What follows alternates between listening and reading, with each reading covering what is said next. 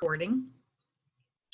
Welcome to the Boundless Freedoms Show, dedicated to showcasing women who are willing to share their journey, to find freedom, to do the things they love, and to create a life in business and personally doing life the women's way, the feminine way. This is brought to you by boundlessfreedoms.com, offering products, services, and opportunities to help others find their freedoms. My name is Deborah Chelette-Wilson. I'm your host, and I am very proud and excited to be talking with Maya Boston from Perth, Australia. I think hopefully I've said all that correctly. She is a lady of many talents. She's an international speaker, trainer, an intuitive coach, empath, and she is a Gong Practitioner, which is I'm very intrigued about that. So welcome, Maya, to our show. How are you today? Oh, thank you, Deborah. I'm well. Thank you for having me on your show. I'm really excited to be here. Well, tell us a little about I see that beautiful gong behind you. That's very, very large. And I understand you have several of them that you've learned to, I guess, play or make music, but kind of explain to our viewers about your journey to Gong Practitioner. Okay, so I started out, I've been a Gong Practitioner for over 12 years. And I started probably a year before that in just as I was walking through mind, body, soul fair, I heard the gongs, sounding out across the whole venue. And I was just immediately drawn. It just drew me like a magnet. I had to find where it was, what it was making that sound. And I went over and I got their business card and I booked myself in for a session the following month. And after my first session, I knew this is what I wanted to do. And at the time, I was working in the Department of Foreign Affairs and Trade. And, it was very... it's a sort of glamorous kind of job, working with diplomats and so forth. And I gave that job up to be a Gong Practitioner, not knowing what was lying ahead of me, but just following my heart because it just drew me like a magnet. I could not explain what was going on for me, and I think my family thought I was really crazy to leave a good paying job to go into something that no one had any idea what this was about. But for me, it was actually a past life remembering, and I didn't know it at the time, but as time progressed, I realized that it was a past life remembering, because it was a remembering of a lifetime as a Tibetan monk, which I've had a couple of those lifetimes, but this one particular lifetime, I was what then called the Gong Master in the temple, and I connected with him, and this information just came forward of how to work with sound. I believe I work very differently with sound, what I've seen other people do, the way that they play. For me, I have three of these gongs in different sizes. This is the largest one behind me. But I have three of them in different sizes, and I only play the three, and they kind of, they're kind of on two sides and the big one in the front. And I actually harmonize the three gongs as I'm playing. And I go into this very deep meditative state as I'm playing. And the way that it works for me is that I feel quite a lot of energy around my crown chakra, and then I feel it drop down into my heart. So what you're actually hearing is the song that is in my heart, because I kind of hear it like a song inside of me, and then I'm playing. And in the last couple of years, my guidance has really pushed me to come out and to use my voice. So I started to sing, and it's not really quite singing. It's more toning sounds, vocalizations into the gongs as I'm playing, and you don't quite hear that because I'm doing it very softly. but yeah, and they're really pushing me to come out with it even more. So on my latest CD that came out last month, I'm actually singing over the gongs. I got into the recording studio and I'm actually singing over the top of gongs. I'm using my voice, and I didn't ever consider myself to be a singer. In fact, I had a lot of trouble with my voice, over the years. But yeah, people who have listened to my latest CD, including my husband, he said he would never have thought that was me singing if he hadn't known it was. Oh. So you really, you've really transformed your life from what it used to be to what it is now. Absolutely, and no regrets. I can't say that it's been an easy transition, but I think that was mostly to do with me and the issues of being seen. And I slowly worked through those issues. I kept persisting with it, and here I am. So you're being brave and stepping out, even though it was a new thing for you to be doing. It was new. It was unknown at the time in my tiny little place where I live. I was probably one of, a handful that you could count how many people were doing sound healing on one hand in my little town of Perth. And over the years, that number's obviously grown, and it seems to me like every second person's a sound healer now. But when I first started out, there weren't many of us. And so it was new. I didn't even know if I could make a living from it. But I got through, the universe, they say the universe doesn't ever send us anything that we can't handle. So I think with me keeping that in mind, I was able to just keep taking steps forward, and sometimes I take steps in directions that really didn't serve me, and I'd have to backtrack and get back on the main road and just keep going. But you persevered. Do you have anything that you could offer our listeners about how were you able to do that, going out into something new and finding your voice? Because I think for a lot of women, we're really challenged in finding our voice, let alone getting out there and expressing it. Yeah, I would have to agree with you. I find that's a common thing with women. And for me, the way that it worked was a meditation-based lifestyle. I learned to meditate, and I just kept trusting. I didn't trust myself in the beginning. I was thinking I was crazy doing this, but just keep doing it. Keep trusting that the information you are receiving is correct. It's what is in your heart, and you just got to trust that.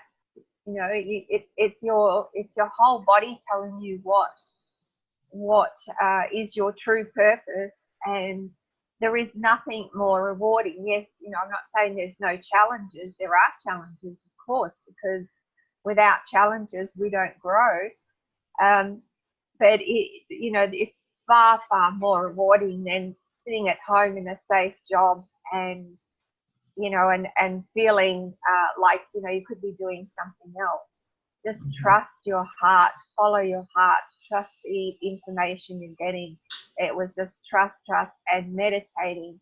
That this is, for me, the practice, of just connecting back with myself and listening to the guidance that was saying, keep going, trust it. Yeah. Did you find that being in something that you had to force yourself, and maybe you enjoyed your work, but it really wasn't your calling? Because I think sometimes we do get into work or jobs that, are helpful and we enjoy them to a degree, but they don't have that kind of inner spark. We have a tendency to kind of get stuck and just kind of going through the motions rather than, you're just glowing as you share about, this love of what you're doing, and, you're just more, alive. There's just so much aliveness in you as you speak about doing this work. Absolutely. Absolutely. Because working a 9-to-5 job for me it felt very limiting, and it was actually at times soul destroying. And we all do it. We all have to, we're all told we have to go and get jobs, especially, our generation.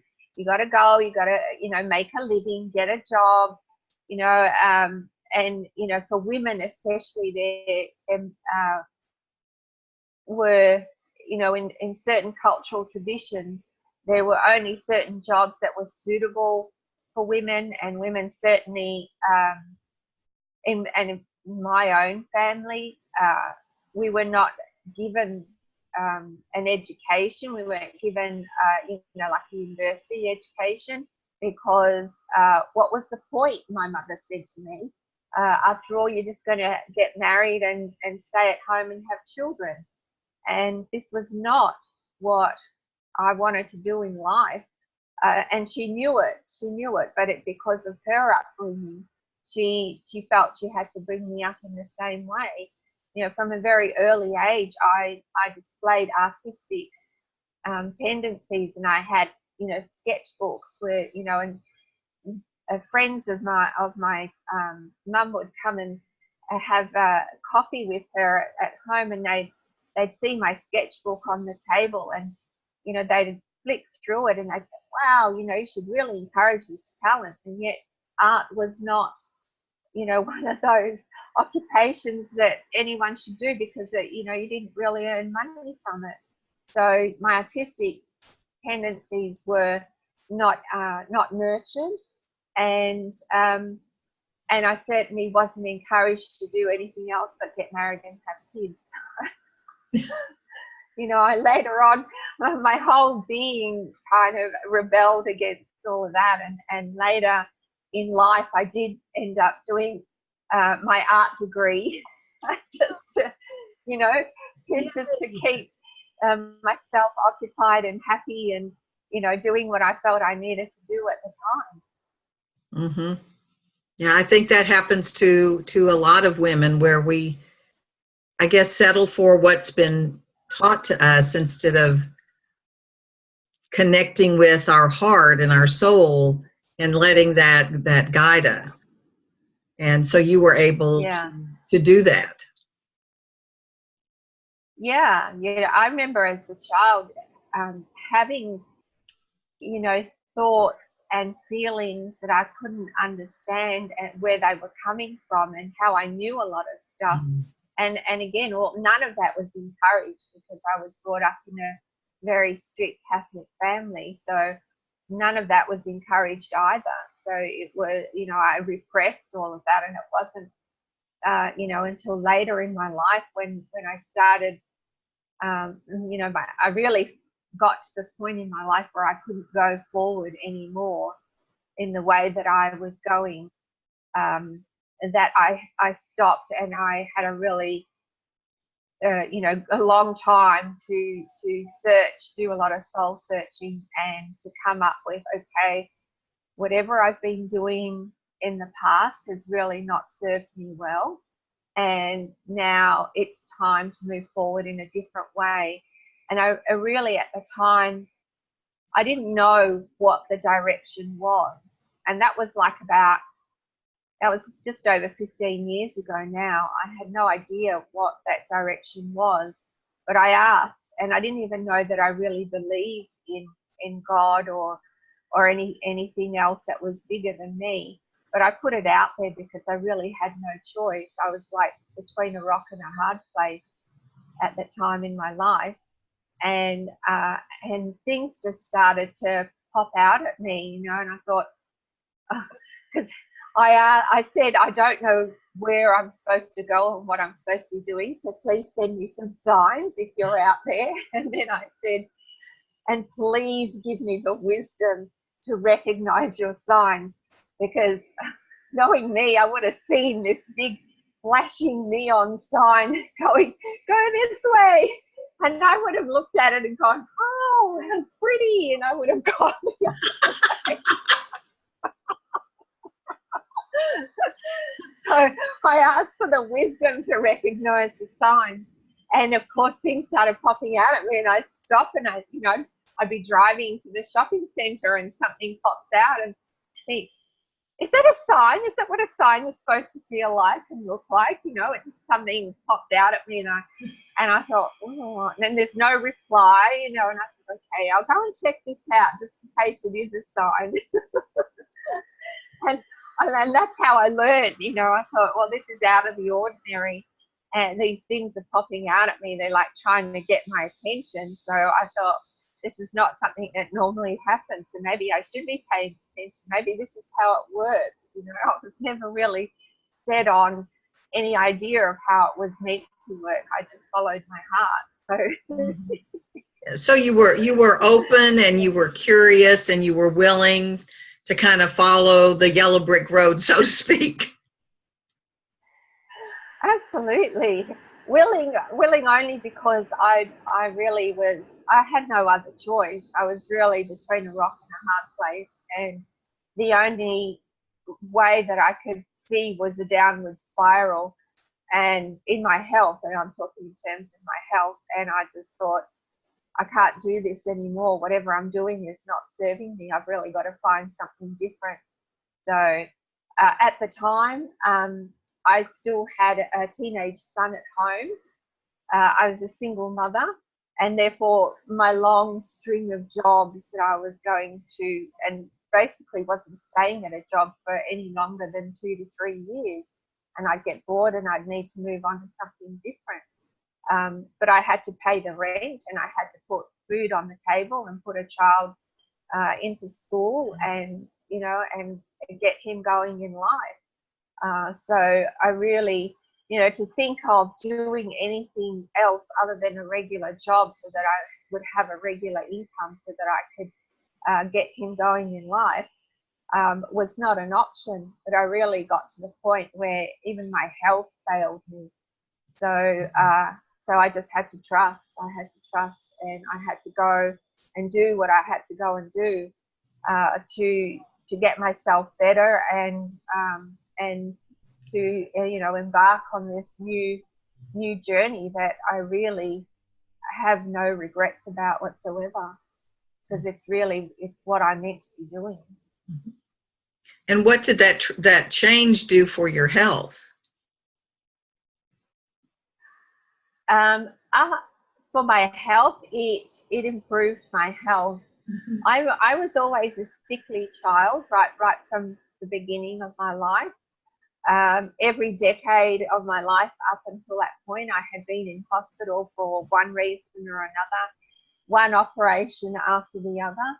And since I've started my spiritual journey, I have not seen a hospital, and I can't even remember when I've had to go and see a doctor. So that's how much of a difference it has made in my body.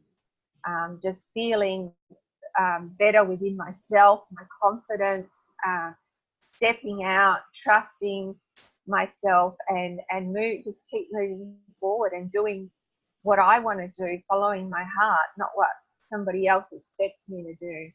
Mm-hmm. So that really speaks to when we're in alignment with ourselves, how much that impacts us and our lives in a positive way. And I'm sure improves relationships not only with yourself, but with other people. Oh, absolutely. Absolutely. And yeah, and I can say that in the time before I stepped onto my spiritual journey, I had a lot of failed relationships. I was really unhappy in terms of finding a life partner. I always felt like I was unlucky, or it just wasn't for me. And working on myself, and just keep going, and issues would come up and I deal with them. And along the path, I found my soulmate, really. He's now my husband. We've been together 9 years, and really, I think my thinking at the time was not, I need to find someone to complete me. It was simply, I'm just working on myself because I want to be a better person, because I realized that working on myself also improved my health issues and my sense of well-being. So I was working on myself and not thinking about finding a partner. It wasn't because I was coming from that belief system of this is not for me. But yeah, he came along, and he really grabbed my attention, and I haven't looked back on that scene since then either. Mm-hmm. Well, obviously you grabbed his attention too.